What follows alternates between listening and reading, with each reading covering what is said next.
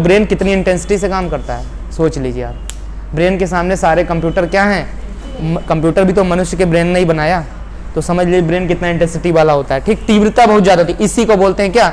अब स्कीमा कभी जिंदगी में नहीं भूलोगे ना, हर एक व्यक्ति अपना स्कीमा बनाता ही रहता है। स्कीमा कभी भी खत्म होने वाली चीज़ नहीं है, ये भगवान की शक्ति है, और भगवान की मेमोरी ना तो कभी खत्म होती है, ना कभी करप्ट होती है, ना कभी कोई वायरस फिलहाल आ जाते हैं कभी कभी, ठीक है, कुछ समय के बाद वो भी चले जाते हैं। जब भूत उतर जाता है तो वायरस भी रिमूव हो जाता है, ठीक है। इनका कुछ ब्रेन है, कोई लोग सटक जाते हैं ना, जैसे कल हमने बताया अरस्तु सटक गए थे, है ना, कहना नहीं चाहिए, लेकिन अरस्तु जो है कभी कभी बहुत भयानक बातें कर देते हैं, क्योंकि कुछ ज़्यादा जो लोग ज्ञान प्राप्त कर लेते हैं वो भी थोड़ा सटक जाते हैं।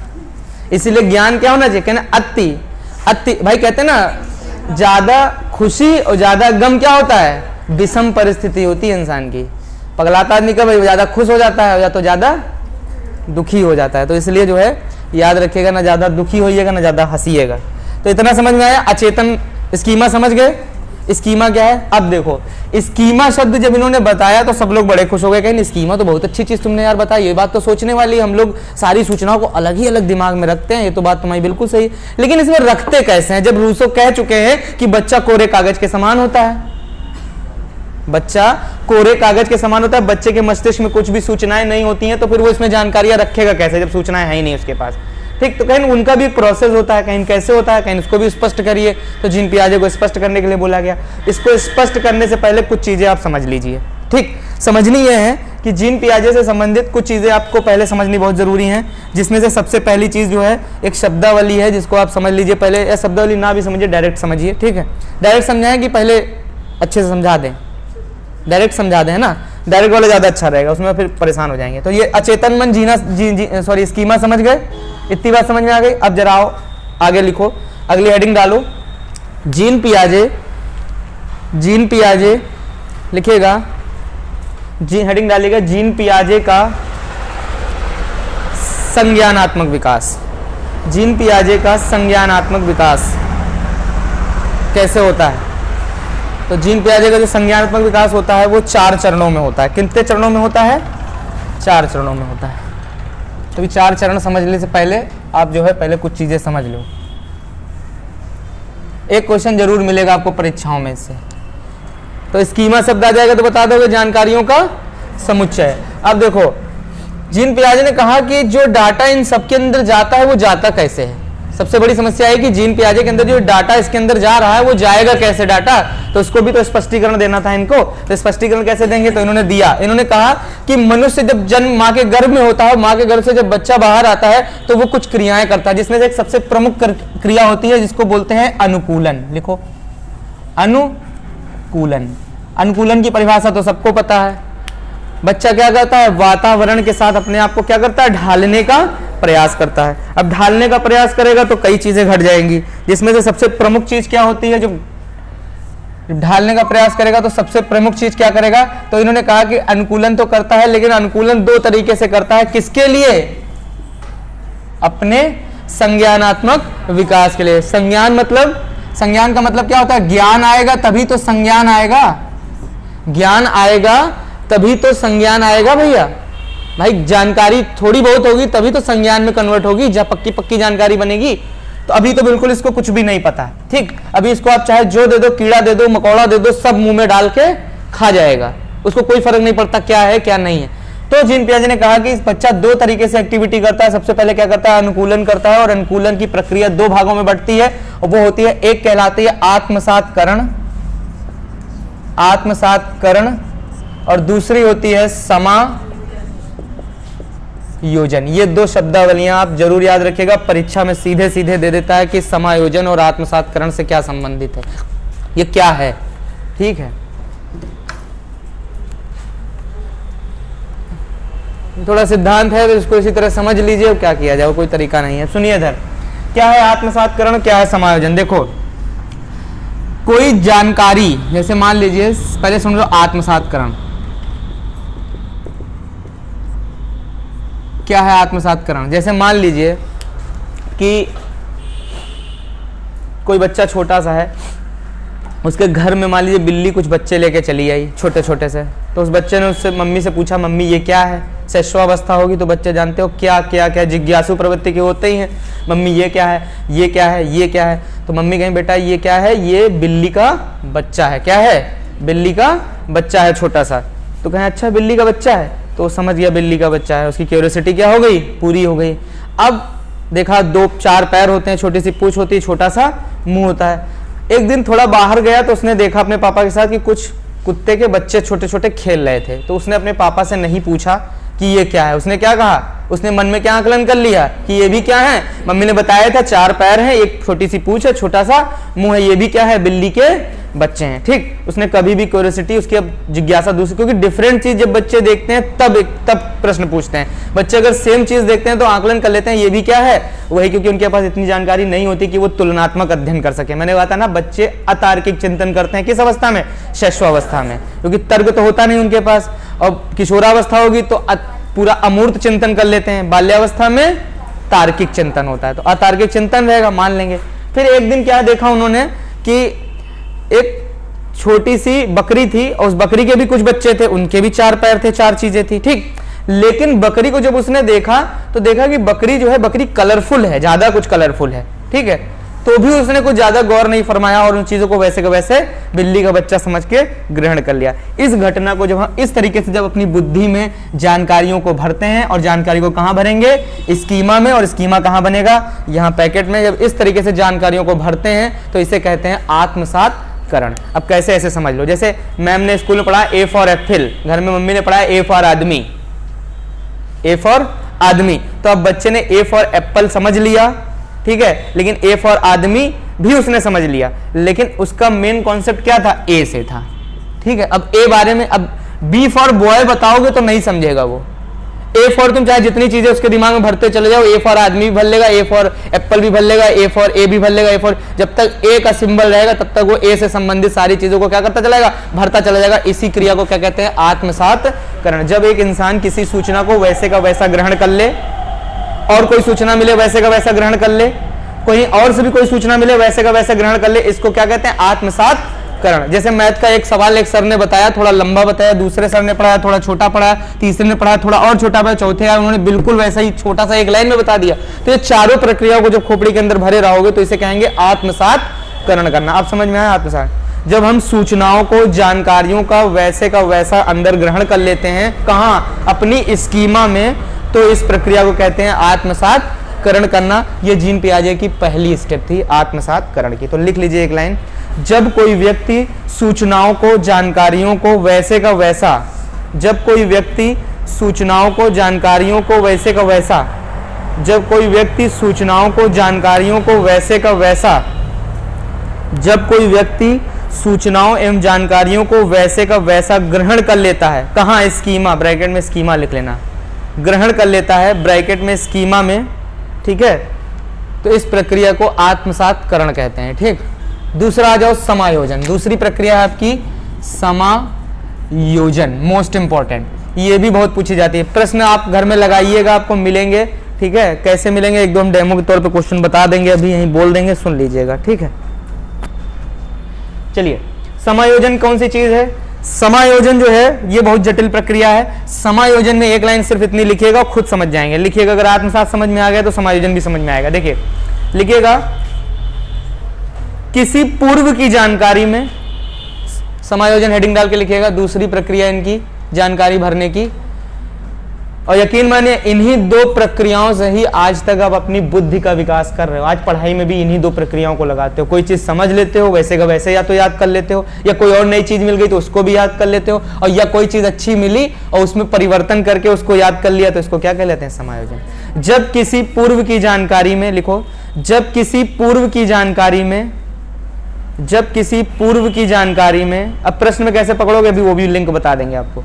जब किसी पूर्व की जानकारी में, जब किसी पूर्व की जानकारी में किसी नवीन जानकारी के द्वारा, जब किसी पूर्व की जानकारी में नवीन जानकारी के द्वारा, जब किसी पूर्व की जानकारी में नवीन जानकारी के द्वारा बदलाव, संशोधन, बदलाव, संशोधन या परिवर्तन किया जाए, या परिवर्तन किया जाए, या परिवर्तन किया जाए, तो इस घटना को क्या बोलते हैं? समायोजन। अब आप मुझे एक बात बताओ, आज अपने दिमाग में जो भी डाटा भर रहे हो इन्हीं दो तरीके से भरते हो कि नहीं भरते हो? जो मर्जी आती है दिमाग में रख लेते हो, जो पसंद नहीं आता है उसको हटा। अब जैसे मास्टर साहब ने पहले बताया बड़ा लंबा, दूसरा बताया छोटा, तीसरे बताया और छोटा, चौथा बताया एक लाइन में, तो किसका पसंद आएगा? चौथे वाले का ना। फिर आप ये सारा डाटा हटा दोगे और केवल कौन सा डाटा याद रखोगे? पहला वाला, और उसी आधार पर अपनी समस्याओं को क्या करोगे? सॉल्व करो। तो ये दोनों कैपेसिटी दिमाग के अंदर होती हैं। इन्हीं दो क्रियाओं से हम क्या जानकारियों को कहां ले जाएंगे? जो जानकारियां अर्जित करेंगे वो जानकारियां कहां जाएंगी? स्कीमा के अंदर। और स्कीमा किसी का भी हो सकता है, जो मर्जी है बनाओ। अभी नीचे उतरो, टेम्पो देख लियो, ये नया तरीके का टेम्पो है, एक टेम्पो का स्कीमा बन गया। भगवान के दिमाग में बहुत सारे स्कीमा है, उनके पास अनलिमिटेड ड्राइव है और अनलिमिटेड क्या कनेक्टिविटी है, और ना बिना कोई बैटरी भी नहीं है, कोई चार्जर भी नहीं है। ऐसा साइंस कहीं नहीं है ऐसा साइंस नहीं है ना कहीं साइंस। चलिए, तो इसीलिए थोड़ा सा उसकी जो बनाई हुई चीजें हैं उनका थोड़ा ख्याल रखिए, ठीक है? ऐसा दोबारा जीवन में नहीं बने। इतनी बातें समझ में आई? आत्मसात्करण और समायोजन तो प्रश्न पत्र ऐसे ही आता है, सीटेट और टेट दोनों में पूछ रहा है। पिछली बार टीटी में भी पूछा गया था, ठीक है? आया था क्वेश्चन, सिर्फ सीधे से क्वेश्चन देगा, आपको पकड़ना कैसे? अच्छा सुनो, अगर मान लो एक चीज और लिख लो, आत्मसात्करण में एक चीज और नोट कर लेना, ऊपर ऐसे एरो मार के ऊपर लिखना। सुनो, जब लिखे कि नवीन जानकारी में, क्या लिखे? नवीन जानकारी में संशोधन या बदलाव, नोट डाल के लिखो, मोस्ट इंपोर्टेंट। आत्मसात्करण जहां लिखे हो वहीं पर कभी कभी कंफ्यूज कर देता है, वहां लिख देगा नवीन जानकारी में संशोधन या बदलाव के फलस्वरूप, तब वहां पे ऑप्शन होता है आत्मसात्करण, समायोजन, और आप संशोधन पढ़े हो सीधे पकड़ लेते हो क्या समायोजन, तो गड़बड़ा जाएगा। तब क्या सही होगा? आत्मसात्करण। हम अभी समझा रहे हैं, परेशान नहीं, लिख लीजिए पहले। नवीन जानकारियों में बदलाव, नवीन जानकारियों में बदलाव, तब भी क्या होगा? आत्मसात्करण होगा। फिर आप कहोगे अभी तो आपने बोला कि किसी पूर्व की जानकारी में, हाँ तो पूर्व की जानकारी में बोला, नवीन में थोड़ी ना बोला। जब पूर्व में बोलेगा तो समायोजन, और जब नवीन में बदलाव बोलेगा तो आत्म। देखो नवीन, जैसे मान लीजिए आपके दिमाग में कोई, जैसे कोई मास्टर साहब पढ़ा रहे थे, पढ़ाया उन्होंने, पहले लॉन्ग ट्रिक समझाई फिर शॉर्ट ट्रिक समझाई, तो अब वो पढ़ाते समय नवीन ही जानकारी तो दे रहे हैं। अब उसके बाद उन्होंने कहा बेटा ऐसे ना समझ पाओ तो ऐसे लगा लेना, ये कम समय लगेगा इसमें लगाने में, ठीक? तो नवीन जानकारी में बदलाव, तो ये भी तो आत्मसात्करण ही हुआ, आत्मसात्करण ही तो हुआ। समायोजन तब होगा जब किसी पूर्व की जानकारी में छेड़छाड़ होगी या परिवर्तन होगा या संशोधन होगा या पूरा का पूरा रिमूव कर दिया जाएगा और नया डाटा भर दिया जाएगा, तब उस क्रिया को क्या कहेंगे? समायोजन। तो कभी भी पकड़ना हो प्रश्न पत्र में, अगर प्रश्न पत्र में पूर्व की जानकारी, लिंक दे रहा हूं, अगर कहे पूर्व की जानकारी में किया गया बदलाव, तो पक्का लगाना समायोजन, और नवीन लगे, आधुनिक लिखे या किसी जानकारी में किसी जानकारी को समाहित करना, तो ऑलराइट क्या हो जाएगा? आत्मसात्करण हो जाएगा। समझ गए इतनी बात? और पेपर में आता जरूर है क्वेश्चन, इसी विधि से आता है, और इसी विधि से मैंने आपको समझा दिया, आपका पेपर में क्वेश्चन लग जाएगा, ठीक? अब तो नहीं दिक्कत होगी। पूर्व की जानकारी में हमेशा याद रखना समायोजन, पेपर में चाहे जो कुछ लिखे, अगर कहीं लिख के आ गया पूर्व की जानकारी में संशोधन या बदलाव, तो सीधा पकड़ लेना समायोजन, बिना सोचे समझे टिक मार देना, ठीक? पूरा इतना बड़ा क्वेश्चन लिख के देंगे कुंटल भर का, उससे आपको लेना देना नहीं, आप उसमें फैक्ट पकड़ने की कोशिश करना, ठीक? समझ गया समायोजन? अब एक चीज और समझ गए कि जानकारियां रखता कहाँ है? स्कीमा में। आती कैसे हैं? अनुकूलन के द्वारा। अनुकूलन कितने प्रकार से होता है? 2 प्रकार से। किस तरीके से? आत्मसात्करण और समायोजन। यही शब्दावली जो पेपरों में बहुत आ जाती हैं, बच्चे कंफ्यूज हो जाते हैं, ठीक? इतनी बात समझ में आई? अब देखो, इन्होंने जीन पियाजे ने एक चीज और बताई, इन्होंने कहा इसी में एक गुण बच्चों के अंदर जागृत होता है, तो कुछ गुण इन्होंने बताए थे, उन गुणों को जरा लिख लीजिएगा, नोट डालिएगा, नोट डालिएगा, ठीक है? नोट डाल के कुछ गुण लिख लीजिएगा। सबसे पहला एक गुण इन्होंने बताया था, बच्चों के अंदर वस्तु स्थायित्व का गुण पाया जाता है। वस्तु स्थायित्व का एक गुण पाया जाता है, बच्चों के अंदर वस्तु स्थायित्व का गुण पाया जाता है। अब ये कौन सी बला है? वस्तु स्थायित्व क्या है? ठीक है, तो वो भी हम समझा दे रहे हैं। वस्तु स्थायित्व, बच्चों के अंदर एक गुण पाया जाता है वस्तु स्थायित्व का। वस्तु स्थायित्व का एक गुण पाया जाता है। क्या होता है वस्तु स्थायित्व का गुण? कोई बताएगा? पेपर में यही दिखते हैं प्रश्न पत्र में, तो गड़बड़ा जाता है मामला। बताइए वस्तु स्थायित्व क्या है? कुछ नहीं है, इसके सिद्धांत में खाली कठिन कठिन शब्दावलियां हैं जो हमने कभी सुनी नहीं है, तो दिक्कत कर जाती हैं। वस्तु स्थायित्व का गुण भी बताया था इन्होंने, बताइए क्या होता है वस्तु स्थायित्व? हाँ, बहुत सही उत्तर दिया इन्होंने। आपने बच्चों को भी ध्यान दिया होगा कि अगर जैसे बच्चे मोबाइल चला रहे हैं, ठीक, और अगर मोबाइल उनसे तत्काल छीन लो तुम, तो फिर वो अति जोत देंगे मोबाइल के पीछे, चाहिए चाहिए चाहिए। और अगर उन्हें तुम बहला फुसला के मोबाइल हटाओ तो फिर वो नहीं मांगते। थोड़ी देर तक उनके दिमाग में मेंटल इमेज उस चीज की बनी रहती है। तो जीन पियाजे ने इस शब्दावली को बताया था, कहा था कि लिख लेना, बच्चों के मस्तिष्क में, ऐसे लिख लेना हिंदी में, बच्चों के मस्तिष्क में, बच्चों सीधा सीधा पेपर में मिलेगा भैया, तब परीक्षा दोगे ना, तब बताओगे कि आगे कि हाँ बिल्कुल डायरेक्ट वही चीज आ गई। ठीक, बच्चों के मस्तिष्क में चीजों का चित्रण होता है थोड़ी देर तक, मतलब इमेज क्रिएट रहती है, बच्चों के मस्तिष्क में इमेज क्रिएट रहती है थोड़ी देर तक। जैसे आप हम लोगों के अंदर भी तो है, ऐसा तो है नहीं कि जैसे कोई दो लोग बात कर रहे तो किसी गंभीर मैटर पे बात हो रही, तब तक अगले तीसरे ने कहा अरे मैटर चेंज करो, तो क्या मैटर तुरंत चेंज हो जाता है? भले ही बातें करना आप लोग टॉपिक से हट जाओ, दूसरी बातें करने लगो, लेकिन दिमाग में वो अंदर ही अंदर चला करता है थोड़ी देर तक। ये बताओ अभी हम ये सोच रहे थे और इन्होंने ये टॉपिक झड़ दिया, है ना। तो इसी ये भी तो प्रक्रिया है। और हमने आपको बताया था बाल विकास में जो भी मस्तिष्क से संबंधित प्रक्रियाएं चलती हैं वो कभी भी रुकती नहीं, वो जटिल होती चली जाती हैं, बढ़ती चली जाती हैं। तो वस्तु स्थायित्व तो समझ में आया, बच्चों में भी होता है और धीरे धीरे हम में भी हो जाता है। लेकिन हम लोग क्या करते हैं, विकसित हो जाते हैं तो अपनी भावनाओं को क्या कर लेते हैं, कंट्रोल कर लेते हैं। बच्चों की तरह रोते, बच्चे को अगर फ्रूटी दिख गई तो फिर फ्रूटी चाहिए, बच्चे को अगर क्रक्स दिख गया तो क्रक्स चाहिए, और खिलौना दिख गया तो लौट जाएगा वहीं पे, सारे तांडव कर देगा जब तक दिला नहीं दोगे। ठीक, और इतना स्थायित्व तो गजब का होता है कि वो ये जानता है कि इस मॉल के अंदर खिलौना मिलता है, चलो तुम मॉल के अंदर, और सब इतना स्थायित्व होता है कि भाई साहब वो रुक, और जैसे जैसे बड़ा होता है तो स्थायित्व और ज्यादा हो जाता है। स्थायित्व फिर इतना गजब का होता है कि आप फर्स्ट फ्लोर पर रह जाइए, वो पहुंच जाए चौथे फ्लोर पर।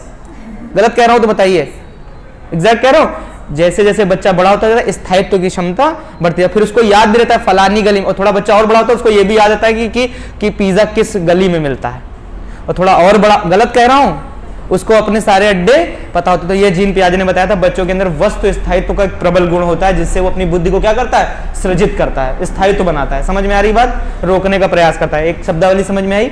दूसरी शब्दावली इनकी मोस्ट इंपॉर्टेंट, दूसरा पॉइंट इन्होंने बताया कि बच्चों के अंदर जो होता है, बच्चों के अंदर लिखिएगा प्रतिवर्ती क्रियाएं होती हैं। बच्चे प्रतिवर्ती क्रियाएं करते हैं, रिफ्लेक्शन एक्टिविटी करते हैं, प्रतिवर्ती क्रियाएं। ये ऑप्शन में दिखेंगे आपको, जब आप इनके अर्थ नहीं समझोगे वहां पर तो फिर क्वेश्चन बिल्कुल आपके लिए जटिल हो जाता है पेपर में। प्रतिवर्ती क्रिया, और 10-12 क्वेश्चन जरूर आते हैं। जीन पियाजे, लेव वाइगोट्स्की और कोहलबर और ब्रूनर, और भाषा विकास का सिद्धांत चॉम्स्की, और अधिगम का सिद्धांत भी ऐड कर रहे हैं, और अधिगम सोपान की भी वो ला रहे हैं। कम से कम 10 से 14 प्रश्न जो हैं सीधे कॉन्सेप्ट से आते हैं। अगर ये सारे सिद्धांत आपने पढ़ लिए तो देखते ही वहां 5 मिनट में खाली टिक मारोगे, बिना पढ़े, बिना क्वेश्चन पढ़े, ऑप्शन से पढ़ के लगा दोगे खाली कि यही होगा इसमें। ठीक, समझ रहे हैं। तो वस्तु स्थायित्व समझ में आ गया। अब जो अभी बोला हमने, लिखिएगा प्रतिवर्ती क्रियाएं, प्रतिवर्ती क्रियाएं। अगला है प्रतिवर्ती क्रिया। प्रतिवर्ती क्रिया दो नहीं, मैं बता रहा हूं आपको, कम से कम 2 नंबर का टेट में और 1 नंबर का सुपर टेट में, और आपका कम से कम 5 नंबर का जो है ये आपका सी टेट में आता है, फोकट का क्वेश्चन। ठीक है, खाली हम लोग पढ़े नहीं होते हैं सही से तो गड़बड़ा देते हैं हम लोग। ठीक, प्रतिवर्ती क्रियाएं क्या होती हैं बताइए भाई, प्रतिवर्ती क्रियाओं से क्या संबंध है? कोई बताएगा प्रतिवर्ती क्रियाएं क्या होती हैं? किसी ने कहीं सुना हो थोड़ा बहुत, बताइए। प्रतिवर्ती क्रियाएं, आपने देखा होगा बच्चा जो हैबिट एक बार सीख लेता है, मस्तिष्क से संबंधित जीन पियाजे नहीं बताया, जैसे जिस स्कीमा बताया था वैसे ये सब भी बताया था, ये सब भी महत्वपूर्ण है, पूछा जाता है। ठीक, प्रतिवर्ती क्रियाएं ये होती हैं, जीन पियाजे ने कहा कि बच्चे का जो मस्तिष्क होता है कोरे कागज के समान होता है, स्कीमा ब्लैंक पड़ा होता है, कोई जानकारी तो होती नहीं है। तो वो करते क्या है कि जो चीज एक बार सीख लेते हैं फिर उसको करने का प्रयास करते हैं। आप कभी नोटिस करना, इसीलिए कहते हैं बच्चों के सामने गलत हरकतें नहीं करनी चाहिए, क्योंकि वो अगर वो सीख लिए तो कभी भी कहीं भी किसी के सामने भी सेम टू सेम वही एक्टिविटी करके दिखा देंगे। समझ रहे बात को? और यही चीज उनकी भाषा का भी होता है, वो जो ऑब्जर्व करते हैं वो उसको बोल भी देते हैं। यही बात, यही होती है क्या, प्रतिवर्ती क्रिया। भाषा में भी यही चीज होता है, जैसे आप कुछ चीज बोल रहे हो तो वो भी इसको सुने रहेंगे, और मौका जब पा जाएंगे मुंह से उगल देंगे उसी चीज को। समझ गए बात को? तो ये होती है प्रतिवर्ती क्रिया। तो लिख लीजिएगा, बच्चे चीजों को, सीखी हुई चीजों को बार बार करने का प्रयास करते हैं, बार बार, भले ही वो उनके समझ में आवे और चाहे ना आवे, लेकिन उनके अंदर सामाजिकता तो होती नहीं है, न नैतिकता होती है। आप कहते हो अरे पागल हो, ऐसा मत करो, ऐसा मत करो, अब आपकी पता चला वहां बेइज्जती हो गई, उसने अजीब सी हरकत कर दी, तो बेइज्जती किसकी हो जाएगी? माता पिता की हो जाती है। माता पिता बेचारे बहुत डरा करते, कहीं ऐसी हरकतें ना कर दे दूसरे घर में, है ना। तो ये क्या है, प्रतिवर्ती क्रिया। याद रखेंगे, परीक्षा में अगर आ जाएगा तो आप अर्थ से समझ जाइएगा। अगला लिखेगा अनुत्क्रमणीय या विषमांग, अनुत्क्रमणीय प्रक्रिया। अगली प्रक्रिया, अगला स्टेप लिखेगा अनुत्क्रमणीय अनुत, ये आया भी था अपलटावी अनुक्रिया, जो पलट नहीं सकती। ऑप्शन आया था, लोगों के लिए बड़ा कठिन लग गया था, ये अपलटावी का चीज है। ठीक है, तो लिख लीजिएगा, अनुत्क्रमणीय प्रक्रिया होती है मस्तिष्क की। अनुत्क्रमणीय, उत्क्रमणीय पढ़ते थे ना रिवर्सिबल रिएक्शन केमिस्ट्री में। इरिवर्सिबल रिएक्शन, एक ही तरफ डायरेक्शन में चले, जो दोनों तरफ चले उसको उत्क्रमणीय अभिक्रिया कहते थे, जो एक ही तरफ चले उसको अनुत्क्रमणीय, मतलब जो वापस ना आ सके उसको अनुत्क्रमणीय बोलते थे। तो अनुत्क्रमणीय लिख लीजिएगा, अनुत्क्रमणीय क्रिया ये भी होती है, ये भी करते हैं बच्चे, ये इन्हीं की भाषा थी, अनुत्क्रमणीय। ठीक है, या इसी को अपलटावी भी बोल सकते हैं, सब आएगा नहीं, लेकिन सीटेट वाले विशेष तौर पर लिख लें, ये कभी कभी अपलटावी। देखो सीटेट का पेपर क्या है ना, गूगल से बनता है, वो सॉफ्टवेयर रहता है। अब उनको तो हजारों भाषा में पेपर बनाना है, तमिल में बनाना है अलग, केरल में बनाना अलग, मलयालम में बनाना अलग, कन्नड़ बनाना अलग, हिंदी, बिहार वालों यूपी वालों के लिए हिंदी में बनाना, पंजाब वालों को पंजाबी बनाना। तो वो क्या करते हैं, सॉफ्टवेयर में डालते हैं, भड़ाभड़ क्वेश्चन, देसी बिल्कुल ट्रेडिशनल हिंदी लैंग्वेज में हिंदी वाला पेपर आता है, तो उसमें इसी तरह का अजीबो जी गरीब शब्द आते हैं। अपलटावी, वो उत्क्रमणीय अपलटावी उसने ट्रांसलेट करके दे दिया, तो वो आपको समझना पड़ेगा। ठीक, तो लिख लिया अनुत्क्रमणीय अपलटावी, जिसमें केवल एक ही तरफ रिएक्शन हो। उन्होंने बताया बच्चों के ये भी बहुत मजा का गुण है, बच्चों में साफ साफ दिखाई देता है। अगर हमारे आपको भाषा ना समझ में आए तो आप जो हम एग्जाम्पल दे रहे हैं ना, उसी को सरल भाषा में लिख लीजिए, जब पढ़ेंगे तो बड़ी जल्दी याद आ जाएगा क्या बता रहे थे। समझते चल लोग नहीं चलते, सब चीजें समझ में आ रही है, सब चीजें कि नहीं भैया, आ रही ना। अब देखो अनुत्क्रमणीय क्रिया क्या होती है बच्चों के अंदर। जीन पियाजे ने बताया कि बच्चों के अंदर अनुत्क्रमणीय क्रियाएं होती हैं। कैसे होती हैं, बच्चे जो होते हैं उसको पलट नहीं पाते हैं, किसी चीज को रिवर्सिबल नहीं कर पाते हैं। जैसे मान लीजिए आपने कहा कि 3 और 2 बेटा क्या होता है, 5 होता है। ठीक, लेकिन अभी अगर उनको तुम ऐसे कह दो, बेटा ऐसे बताओ 2 और 3 क्या होता है, तो बेचारे नहीं बता पाएंगे। ये बच्चों की मस्तिष्क का एक गुण होता है। उन्होंने कहा बच्चे जब तक परिपक्व नहीं होते किशोरावस्था तब तक वो इरिवर्सिबिलिटी नहीं समझता। जैसे जब बच्चे बड़े होते हैं फिर रिवर्सिबल करना भी सीख लेते हैं। यानी मस्तिष्क में उन्होंने बताया, जीन पियाजे ने बताया कि जो ज्ञान हम एक बार ले लेते हैं वो ज्ञान हम वापस पलट जल्दी नहीं पाते, यानी समायोजन जल्दी बच्चे नहीं कर पाते। इसलिए बच्चों में क्या पाया जाता है, समायोजन का क्या पाया जाता है, अभाव। हेडिंग लिखवाई थी मैंने, शैशवावस्था में बच्चों में क्या पाया जाता है, समायोजन का अभाव। वो जोड़ और बदल नहीं पाते जानकारियों को। अगर ए फॉर एप्पल्स मैम ने बताया है तो मम्मी चाहे खोपड़ी पीट दें, ए फॉर आदमी, ए फॉर आदमी नहीं मानेगा, मैम ने बताया वही सही है। ऐसा करते हैं ना बच्चे, तो यही है अनुक्रमणीय। वो जो मस्तिष्क में रख लेते हैं फिर उसे जल्दी रिमूव नहीं कर पाते और ना वो उसको पलट पाते हैं, उनके अंदर आदत ही नहीं होती है। ठीक, तो ये सब छोटी छोटी चीजें याद रखिएगा, आती हैं। एक और होता है, लिखेगा संक्रियात्मक अवस्था। संक्रियात्मक अवस्था ऑप्शन में यही 4 दे देगा और घटिया से क्वेश्चन बना देगा, बच्चे वहीं लगा नहीं पाते। ठीक है, और इन चारों शब्दावलियों से सीटेट में कम से कम 1 से 2 प्रश्न आता ही आता है, जिसमें उसका मेन उद्देश्य यही होता है, या तो प्रतिवर्ती क्रिया जानना चाहेगा या तो आपसे अनुत्क्रमणीय क्रिया